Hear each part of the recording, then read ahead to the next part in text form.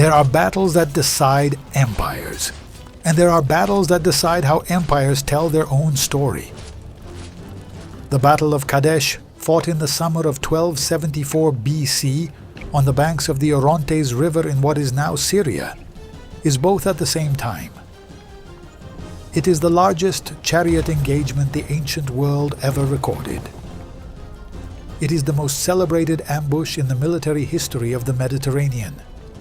It is the moment when the most powerful pharaoh in Egypt finds himself surrounded, abandoned, and on the verge of death in enemy territory.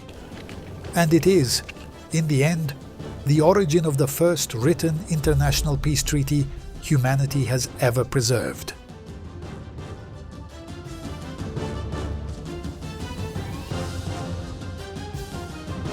But before it becomes any of those things, it is the story of two empires that have been watching each other from opposite ends of the known world, each one measuring the distance separating them from the other, calculating the exact moment when that distance becomes unsustainable. That moment arrives in 1274. Egypt under Ramesses II is the wealthiest and most organized state in the known world in this century. The Nile Delta produces grain in quantities no other region can match. Its temples accumulate gold from Nubia, cedar from Lebanon, lapis lazuli from Afghanistan. The pharaonic administrative apparatus, refined over 2,000 years of continuous history, moves resources and armies with an efficiency that its contemporaries observe with a mixture of admiration and fear. Ramesses II has been on the throne barely 5 years when he marches north, but he has spent his entire life preparing for this moment. His father, Seti I, had already fought the Hittites in Syria and recovered some of the lost territory. Ramesses II knows that what Seti I left unfinished belongs to him to complete. The Hittite Empire, from its capital Hattusa on the plateaus of Anatolia, is the only power in the ancient world that can look Egypt in the eye without blinking.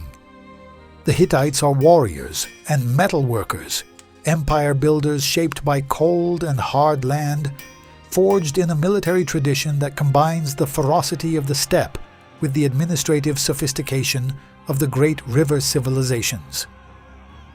Muwatalli II, their king, has assembled for Kadesh the broadest coalition the Hittite world has ever mobilized. Warriors from Anatolia, Syria, Mitanni, Lucca, Arzawa, and dozens of vassal and allied states who answer the Hittite king's call, because they understand that what is decided on the Orontes is not simply control of Kadesh, but the balance of power across the entire Levant for the next generation. The city of Kadesh sits at the heart of that calculation. Located at the confluence of the Orontes and the Litani, controlling the trade routes connecting Mesopotamia with the Mediterranean and Anatolia with Egypt, Kadesh is the node that whoever controls the Levant must control. The Hittites hold it. Ramesses II is coming to take it from them. The Egyptian army marching north from the border in 1274 is a force of approximately 20,000 men, divided into 4 divisions, each named after a god: Amun, Ra, Ptah, and Set. Ramesses II marches at the head of the Amun division, the most powerful and highest ranking. The other 3 follow in column, separated by marching distances that are normal on campaign, but that, given what is about to happen, will prove fatal. Alongside the infantry, the Egyptian army fields a substantial contingent of war chariots, the decisive weapon of this century in the Near East. Light wooden platforms pulled by 2 horses, built for speed and maneuver, capable of launching archers at 60 or 70 kilometers per hour across enemy lines before wheeling around and striking again. Muwatalli II has brought between 3,500 and 5,000 Hittite chariots to the field. Some sources push the number as high as 6,000. These are figures no army of this period has ever concentrated on a single battlefield. The Hittite chariot differs from the Egyptian in one critical detail. While the Egyptian carries 2 men, driver and archer, the Hittite carries 3, adding a spearman who turns the platform into a shock weapon as well as a projectile. Heavier, less agile, but devastating at the moment of direct impact. And Mu'attali II has no intention of facing Ramesses II in open battle if he can avoid it. What the Hittite king has planned is not a battle. It is a trap. As the Egyptian army advances north through the forest of Robawi, 2 Bedouins present themselves to Ramesses II as deserters from the Hittite camp, carrying what appears to be providential intelligence. Mu'attali's army is not near Kadesh. It is far to the north, in the land of Aleppo, still days away. The road to Kadesh is open. The pharaoh can take it before the Hittites arrive to defend it. It is a lie constructed by Mu'attali II with the precision of a clockmaker. The entire Hittite army, chariots, infantry, allied divisions, is concealed northeast of Kadesh, on the far side of the Orontes River, waiting. The 2 Bedouins are Hittite spies. Their mission is exactly what they have just accomplished: to convince Ramesses II to advance with confidence and spread his forces even thinner. And it works. Ramesses II, believing he has time and distance on his side, accelerates his march with the Amun division and sets up camp northwest of Kadesh, without waiting for the Ra, Ta, and Set divisions to close the gap. This is the moment Mu'attali II has been waiting for. While the pharaoh pitches his tent and his officers deploy the camp with the routine of an army that expects no immediate combat, the Ra division is advancing southward across open ground, unaware of what is waiting on the other side of the river. The Hittite chariots cross the Orontes and strike the Ra division from the flank with the full weight of thousands of platforms in motion. The impact is catastrophic. The Ra division, caught in open ground without defensive formation, without the protection of the camp, without support from the other divisions, shatters within minutes. Survivors flee northward toward Ramesses II's camp, pursued closely by Hittite chariots that press forward without stopping, not looking to capture but to destroy, tearing through the line like water through sand. And the fleeing soldiers bring the Hittite chariots directly into the Amun division's camp. What happens in the minutes that follow is the most dramatic and most debated moment in the entire military history of ancient Egypt. The Egyptian camp erupts into the chaos that comes from the simultaneous arrival of soldiers in full retreat and enemy chariots in pursuit. The Amun division, caught off guard, with no time to form up for combat, begins to disintegrate. Officers and soldiers flee in every direction. The camp that half an hour ago was the headquarters of the most powerful army in Africa becomes a vortex of panic. And at the center of that vortex stands Ramesses II, Pharaoh of Egypt, son of Ra, lord of Upper and Lower Nile, surrounded by the enemy, abandoned by his troops, with Hittite chariots closing the circle around him. What happens next is known to us in unusual detail for the 13th century BC, because Ramesses II himself orders it carved into the walls of 5 separate temples, including Abu Simbel, Karnak, Luxor, and the Ramesseum. It is the most ambitious piece of political propaganda in Egyptian antiquity, and it must be read with that awareness. This is the official account of a pharaoh who has every reason to present what was a tactical disaster as a personal, supernatural triumph. With that warning on the table, the account says the following: Ramesses II, seeing himself surrounded and his men fled, calls upon Amun. The text of the poem of Pentar, the epic narrative composed by Egyptian scribes about the battle, puts these words in the pharaoh's mouth. What is this, Father Amun? Has a father forgotten his son? I have done things for you without end. I have not walked or stood still without your counsel. And then Ramesses II charges alone, or nearly alone.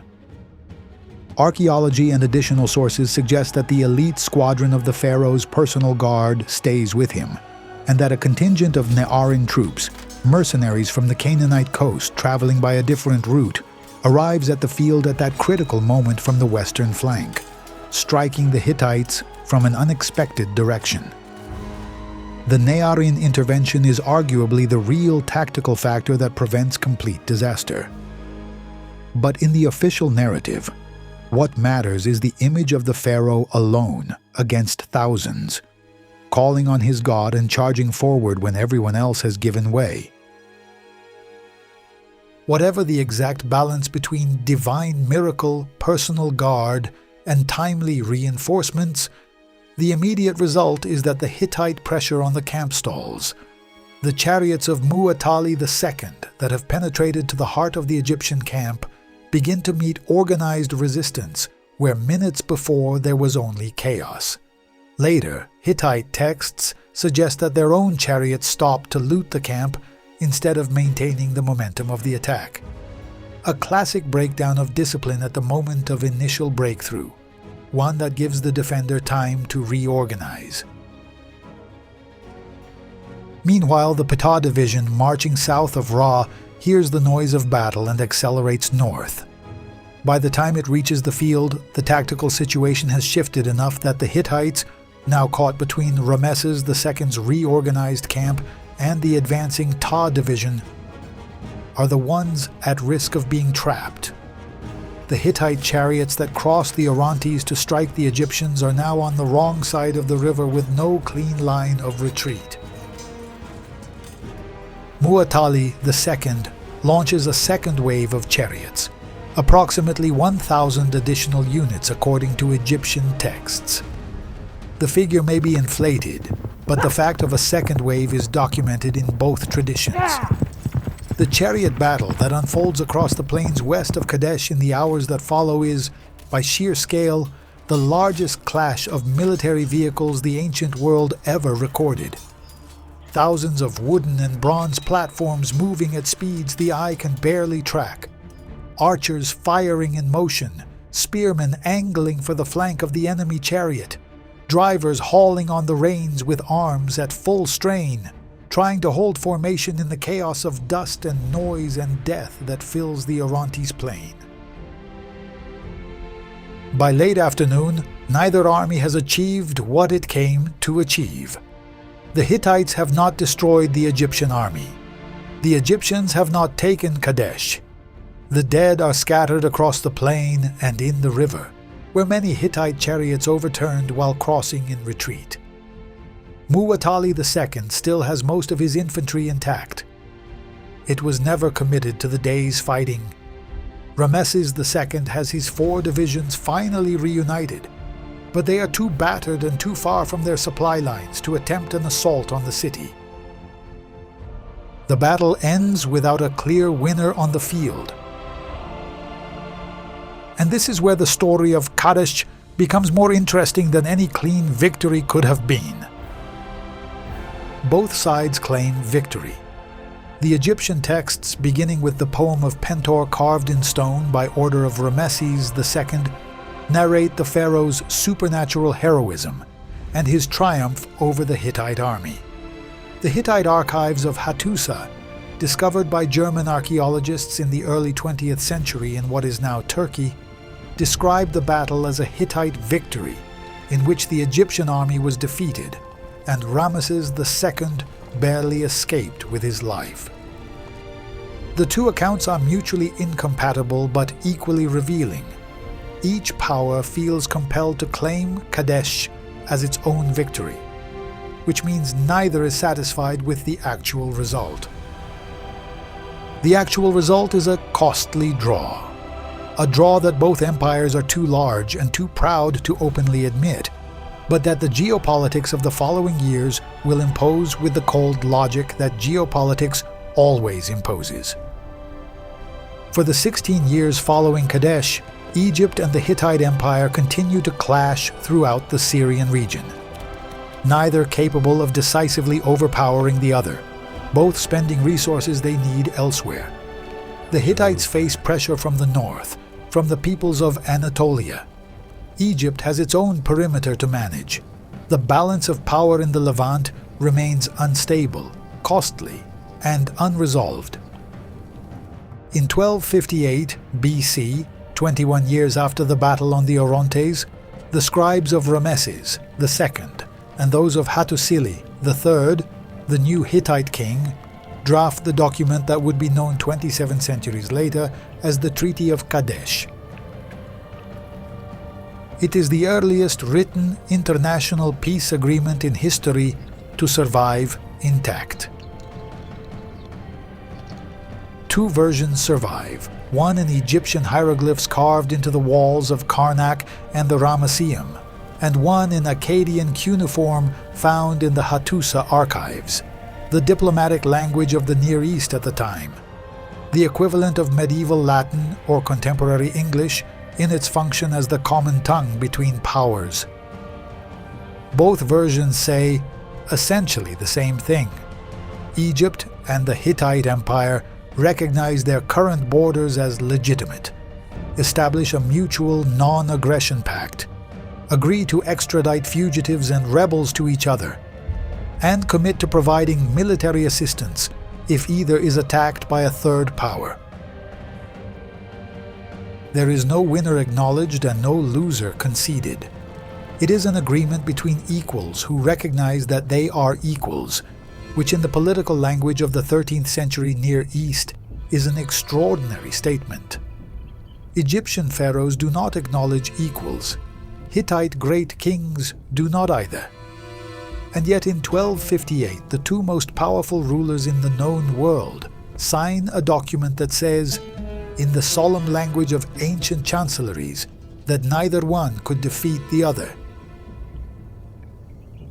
A copy of the treaty in cuneiform script is today in the Archaeological Museum of Istanbul. A reproduction of that text hangs in the United Nations headquarters in New York, because humanity decided decades ago that this is the appropriate place for the first peace contract that written history remembers. The question the historical record has never fully resolved is what actually happened inside the Egyptian camp when the Hittite chariots broke through the Ra division and reached the pharaoh's position. Whether Ramesses II charged alone as the poem of Pentor claims, whether the Nearin arrived at the precise moment, whether there was some combination of both, with the personal guard forming the nucleus of resistance while the reinforcements closed the flank. These are questions that the dust of the Orontes and the distance of 32 centuries do not allow us to answer with absolute certainty. What is certain is that Ramesses II survived that day, returned to Egypt, ruled for 67 more years, built more monuments than any other pharaoh in the history of the Nile, and ordered the story of Kadesh carved into enough stone that even today, 33 centuries later, his words are still legible on the walls of Abu Simbel. And that Mu'attali II never took the Egyptian camp he had surrounded.